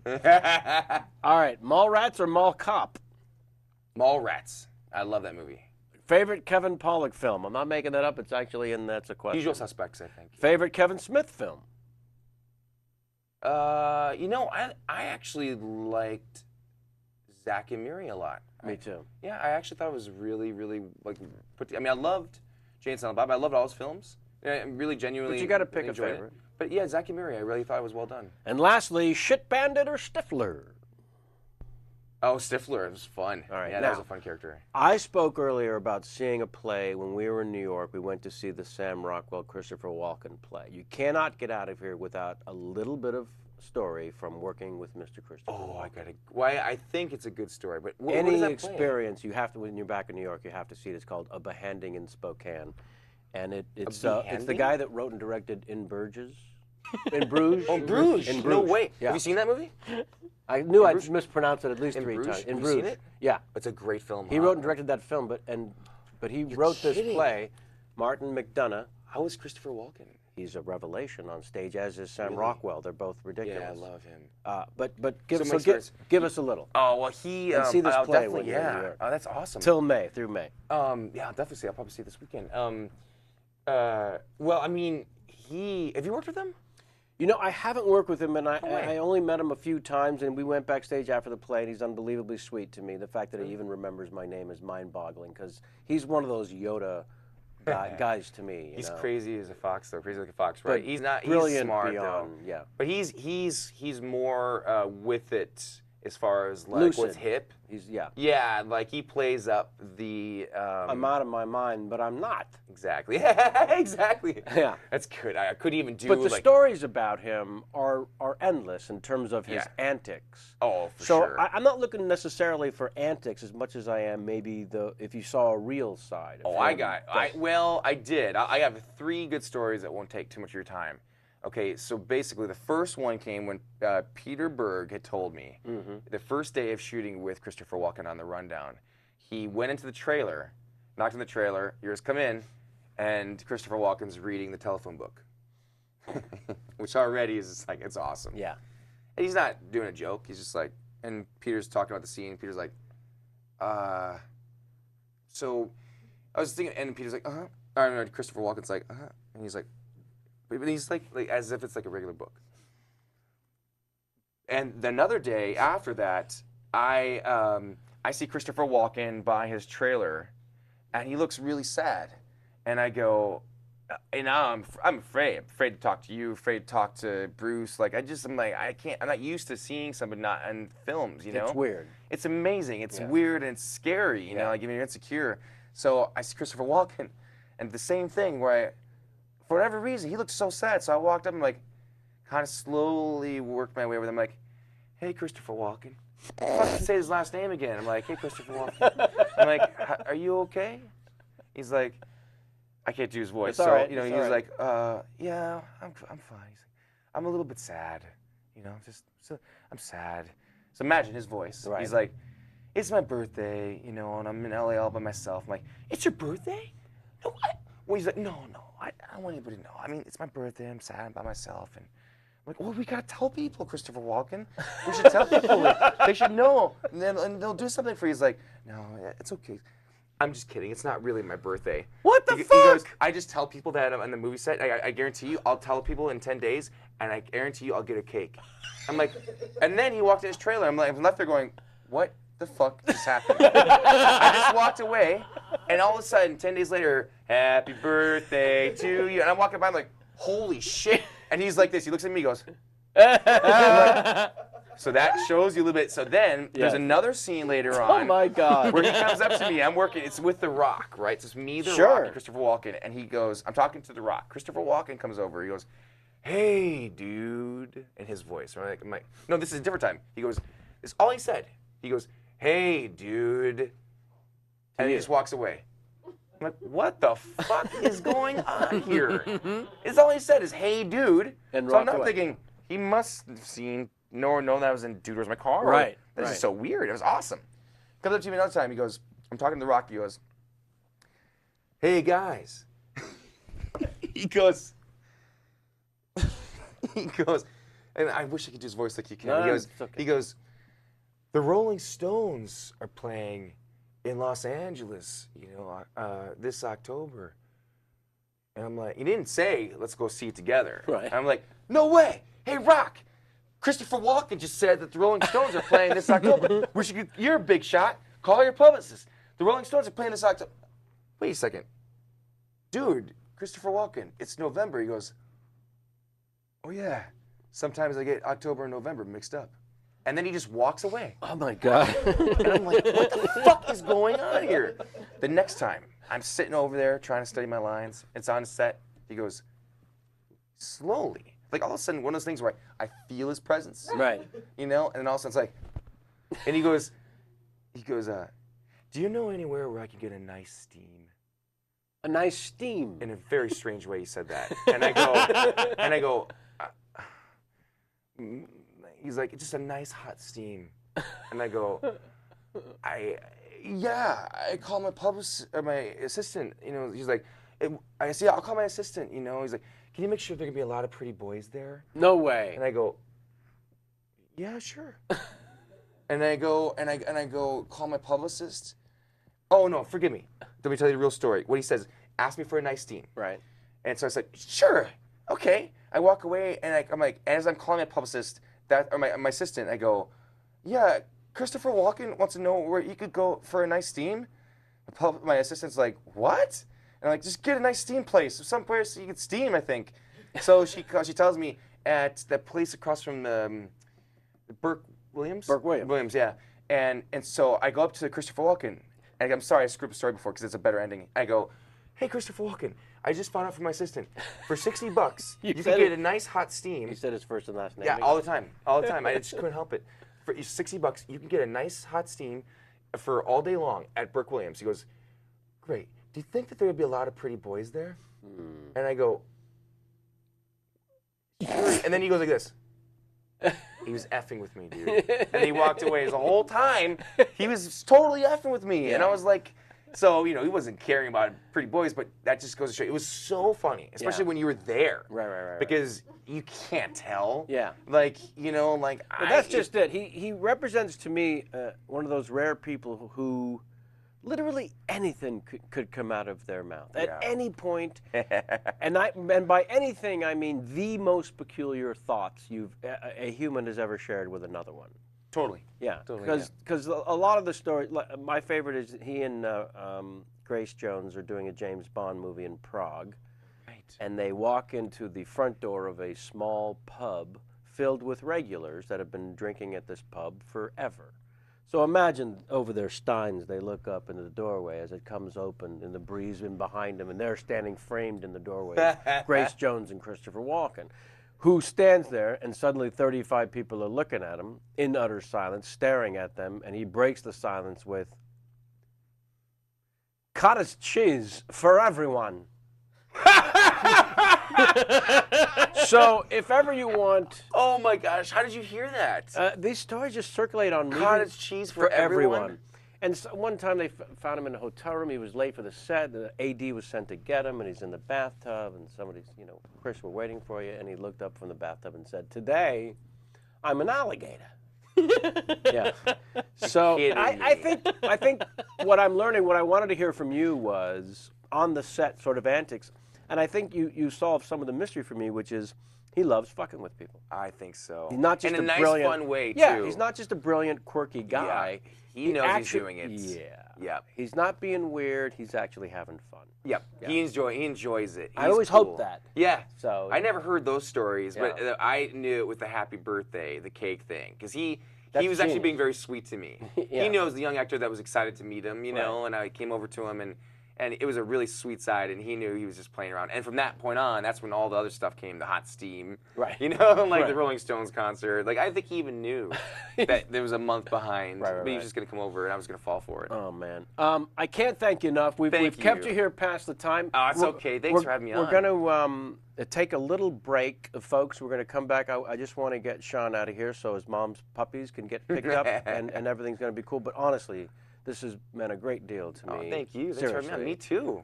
And thank you. Come back anytime and Dude, talk about other don't stuff. say that. I'll be here tomorrow. All right, cool. Thank you very much. You too. Thanks a Sit lot. there uncomfortably while I tell them. We'll be right back right after this. A little brief rundown of the Larry King game, which we didn't have time to force our guests to do today. So we'll show you some previous guests that have offered up some. And we'll take a little break with that and be right back with you. So don't go anywhere, please. Thanks.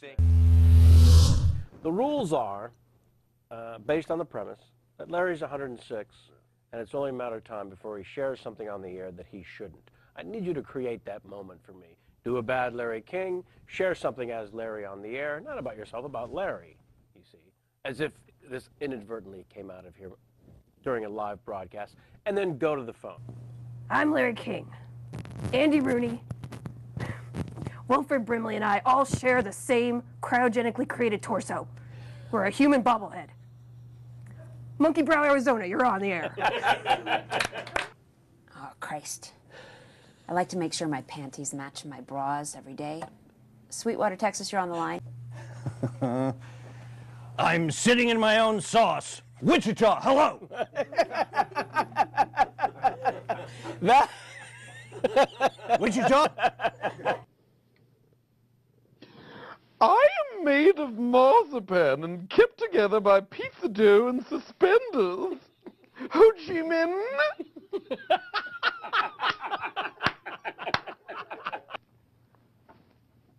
Coming up on the Larry King Show, imagination pies.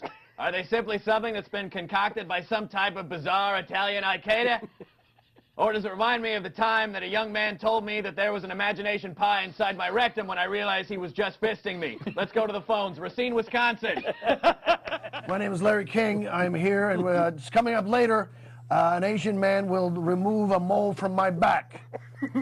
He's doing it right now. We're going to take some phone calls from Versailles, Missouri. Join me on the show. Our next guest is the woman I want to fuck, Dakota Fanning.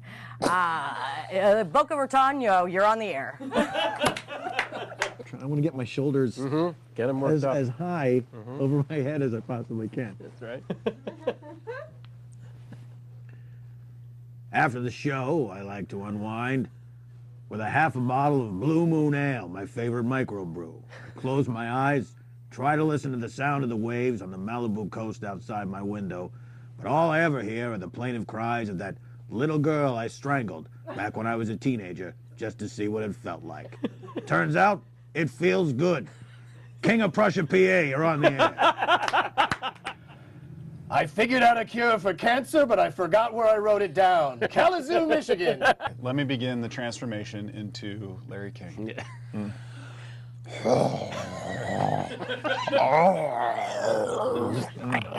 it? Pretend like you're wearing an Ed Hardy shirt. Yep. You just got divorced. Now you married a younger woman. Oh, third heart attack. Fourth heart attack. There you go. Go. You're getting it. I have a birthmark in the shape of Satan on the tip of my penis. Browntown, Ohio. You're on.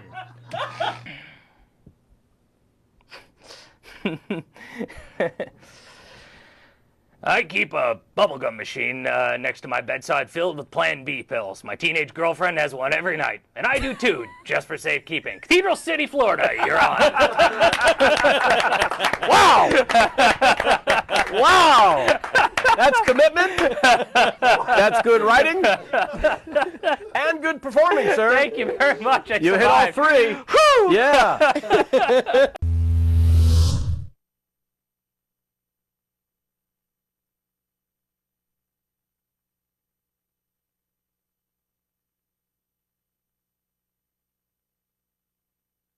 Hey, people. So we that was the best interview in He's such the sweetest guy. He's so charming. Yeah. He's the opposite of what you'd think a star of his stature would be. Yeah, he has no ego at all. And Kate pointed out he's like a big puppy, a big, sweet, sweet, sweet puppy. And I was so happy it worked out. We kept trying and scheduling and whatnot, and it almost got shifted again, which would have been heartbreaking. All right, so the Larry King game, you saw some guests there. I wanted to just pass this along because I meant to do this. We have a T-shirt winner at my_leisure. He sent in this Larry King game. I have often been asked why my shoulders start at my ears. Well, being able to suck your own dick for 70 years has its pros and its cons. Ayala Washington is on the line. That was filthy. That was disgusting. Jamie, wow. Jamie, just think of Sid the Kid. All right. Also, my director, Mike Rotman, has asked, at Mike Rotman, should you want to follow that maniac, has asked that we do Follow something. him in his strong opinions. If you want strong opinions, he's your guy. But be warned, he hates everything.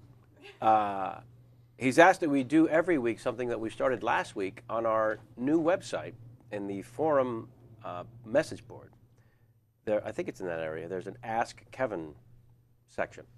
So we're going to answer a few each week, at which I would like to now start. This is one that's by off_my_lawn_mower. My first answer is, seriously, what the fuck is with that name?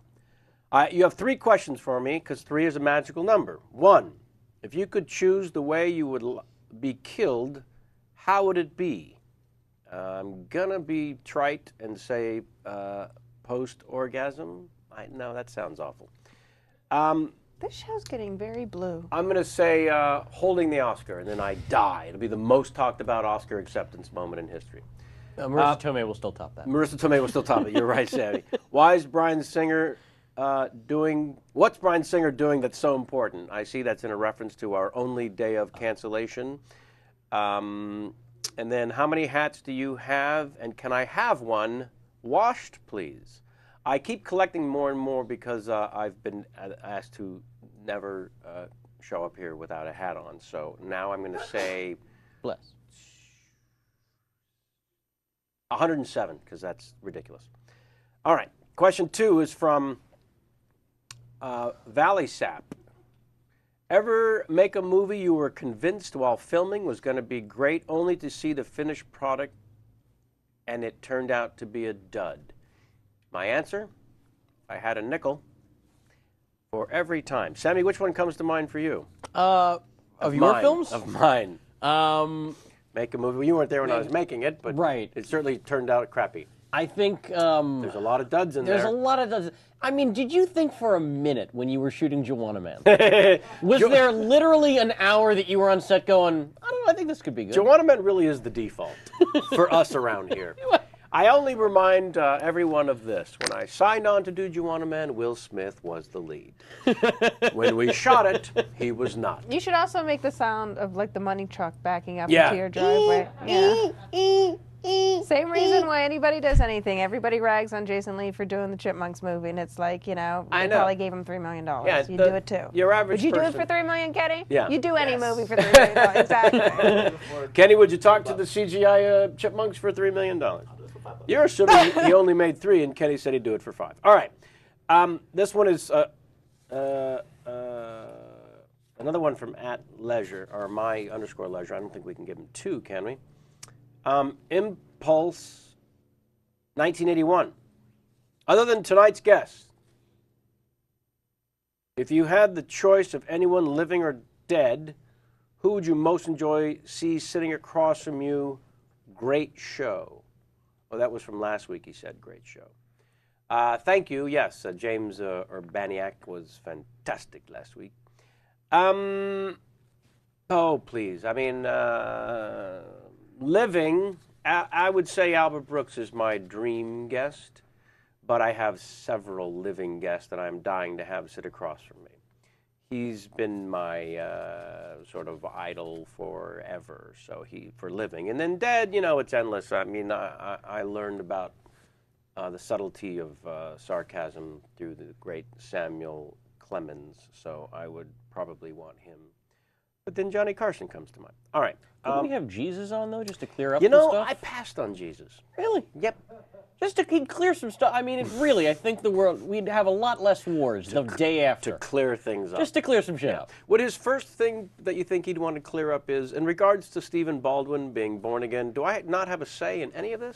That is the first thing he would say. All right. And lastly, at NY Actor, he tweets a lot to us and for us, so I wanted to get to this. Now that you've worked with Bruce Willis, this would be number 4, is he aware of the game that's sweeping the nation with his ex-wife, and if so, what were his feelings? If not, what the hell is he doing that's more important? Aww. And there's also a question for Sam Levine, which I'm going to save. Oh. I don't think Bruce is aware of it. He's agreed to come on and do the show. We've yet to lock a date, but I've known him now for almost 20 years, and he's been nothing but a man of his word in terms of my own relationship with him. He's unbelievably kind to me and my family and Jamie. And so I don't know that he knows about it, but I know, and of course I've known Demi as long. And so the fact that she's part of the game, I think they would both get a chuckle out of it, is my belief, and perhaps I've convinced myself. But it is my belief, and I stand by it. Question for Sam Levine: is Kevin much better at poker than this game? Oh, he's referring to the Twitter game. Oh. If there was raising involved and someone could go all in, would that make him more efficient? I think people have picked up that I'm not so great at the Twitter game. I was going to say, if you were as good at poker as you were at the Twitter game, you'd be homeless. Well put, sir. Thank you. Well put, and a finer point one could not put on it. Sam has extra rooms. We can move in with him. Sam, yes. Come on over. Yeah. I can sit in the zero gravity chair. Hey. Wait. Why don't you give his address while you're at it? Hey, he's on right. fire. I live in a place with extra rooms and a zero gravity chair. I'll see you guys at home. Yeah. I didn't say where. He lives at Xanadu. He does You're looking for the address, it's Xanadu. All right, ladies and Jews, that's all we can give you today. Kate, you're off the hook. We're not going to play the game. We're going to hold that. She's very excited, but we're going to play the Twitter game with her. And we'll see you not next week. The Academy Award apparently goes on again every year, and it's on again next Sunday. So we're not going to do a show, but we'll come right back after that one with the #1 female poker player in the world, Miss Annie Duke. And I'm very, very excited about that show. So until then, as always, get out of my face. Oh, crew gag. Where's the crew gag? Where's the crew gag? Where's the crew gag, please? There it is. And the puck is dropped. Canada against the U.S. Oh, it's a fight. Oh, my. They've been waiting 3 hours for that. Sorry. I'm so sorry. Oh, my. Yeah. All I saw in that moment Mike was Mahalo equipment getting knocked down by hockey sticks. Just dollar signs popping up. All the all money I it's going to ever cost. see is All right, dollar Rodman, signs. we've learned another important lesson, which is at the end of every show, up on my little monitor here in the room, put the words crew gag. Sozen, I don't forget. All right, there I repeat, until next time, get out of my face. Thank you.